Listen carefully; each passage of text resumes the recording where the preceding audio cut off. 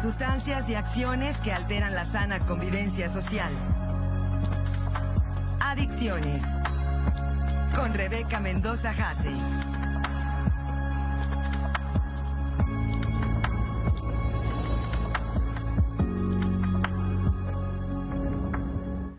Bueno, con todos los jueves le damos la bienvenida a Rebeca Mendoza y para platicar de temas como siempre interesantes le damos la bienvenida en esta mañana. Rebeca, ¿cómo estás? Muy bien, Alfredo, muy buenos días. Marco, buenos días al teleauditorio y a los radioescucha. Como siempre, un placer estar nuevamente aquí con ustedes como cada jueves. ¿De qué nos vas a platicar hoy, mi estimada Rebeca? El día de hoy vamos a ver cuál es el factor principal, cuál es el detonante primario para que las personas nos enfermemos, lamentablemente, de cualquier trastorno emocional. Hemos dicho que la Organización Mundial de la Salud tiene identificados alrededor, al día de hoy, de 400 trastornos emocionales. ¿Qué quiere decir esto? Que en algún momento de nuestras vidas nosotros podemos padecer una o varias comorbilidades. Y ahí es cuando hablamos de adicciones.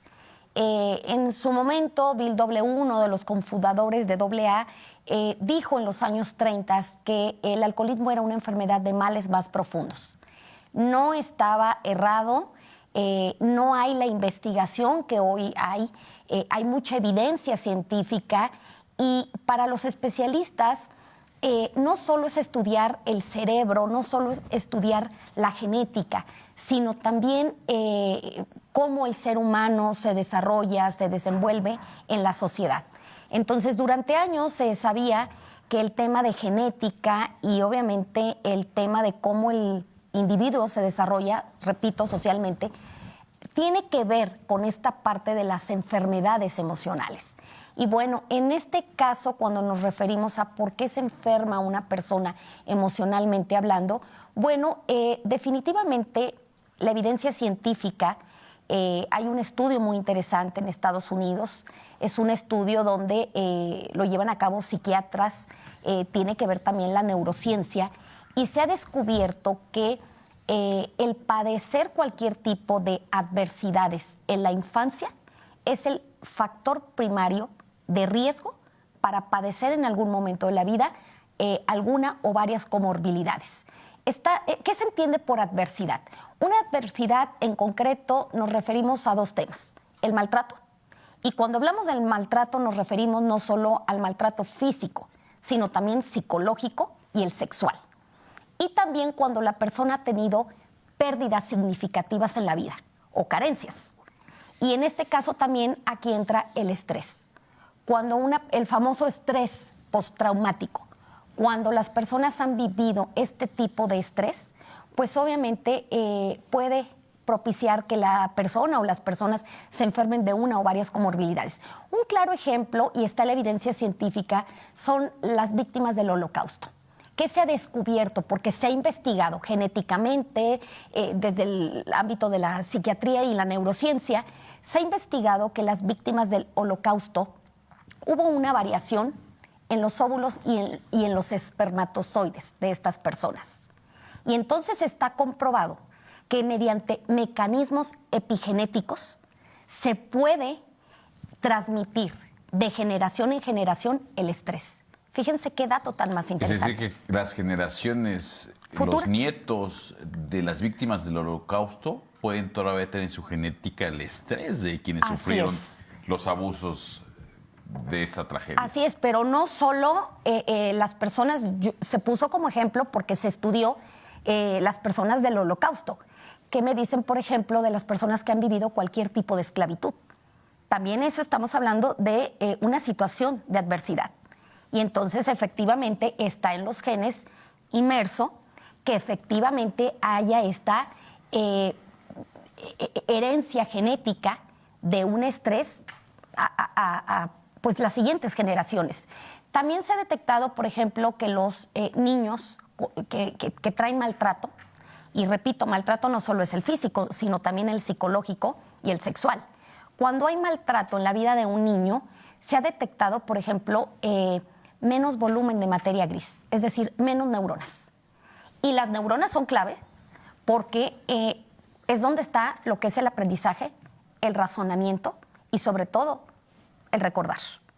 Entonces, de ahí la explicación por qué podemos ver que en algún niño o adolescente o ya adulto hay abuso en el consumo de sustancias, en concreto el alcohol, hay consumo de sustancias ilícitas, o bien ya la adicción o las adicciones.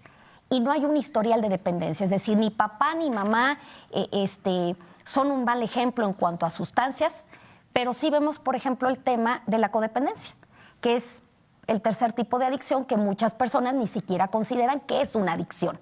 Y entonces de ahí la explicación de por qué no hay el historial de dependencia, pero vemos personas que son adictas a las relaciones tóxicas. Y relaciones tóxicas no solo de pareja, sino también entre amistades o relaciones laborales. Datos más interesantes todavía.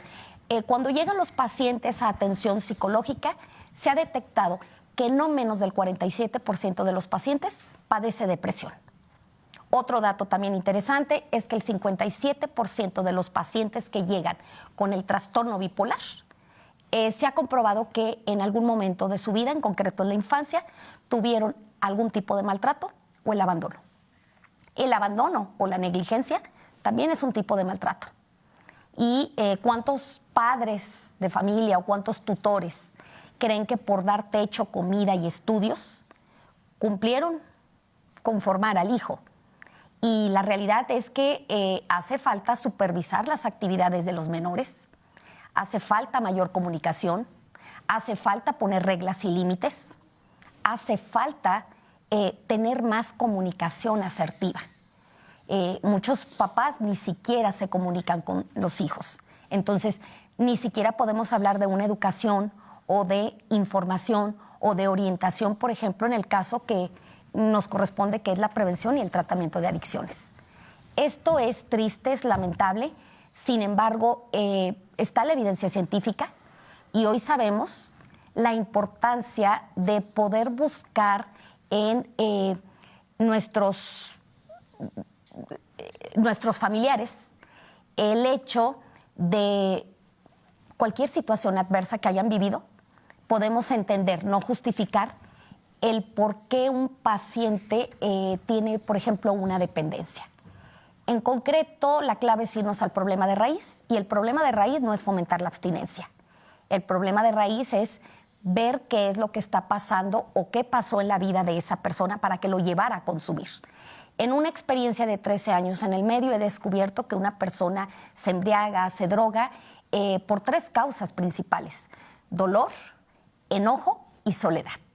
Fíjate cómo se repite otra vez el tema de el estrés generacional.